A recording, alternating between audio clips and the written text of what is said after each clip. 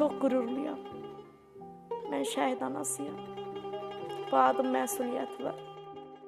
Xidmətdən çağıran vaxtı ki, siz bəs vətən uğrunda antiterror əməliyyatı keçiriləcəkdir. Hamıdan qabaq özün qabağa verdi, dedi mən gedəcəm.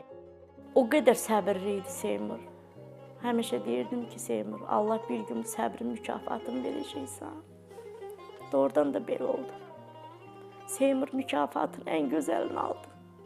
Mükafatın ən alisini qazandı Seymur, şəhid oldu. Vətənsevər olduğuna görə çevik alaya düzəldi. Orada işlədi, oranın əməkdaşı oldu. Get-gedə də soruşduqca ki, xalaoğlu işin necədir, nədir? İşindən yəni elə danışırdı ki, adam istəyir ki, həqiqətən o formanı özü də geyinsin, onunla bir yerdə xidmət aparsın, vətən qulluq eləsin. Ona soruşmuşdular ki, sən harada xidmət eləmək istəyirsən? Qürurla demişdi ki, Azərbaycanın üç rəngli bayrağı harada dalğalanırsa, Seymur orada qulluq eləməyə hazırdır. Böyüklə böyük kimi, kiçiklə kiçik kimi heç kəsin qəlbini qırmazdı. Hörmətli oğlan idi. Bir polis nəfəri əgər mən küçədə görürəmsə, istəyirəm ona yaxınlaşım, o paltara toxunum, o paltarda olan o şəxsi qucaqlayım, o paltarı qoxlayım.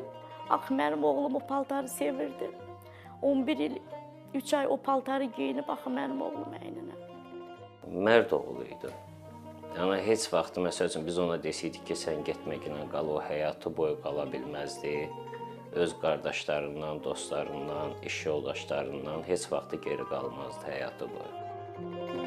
Mən səndən çox razı qaldım, Seymur. Allah da səndən razı qalsın. Oğlum 32 il şərəfinə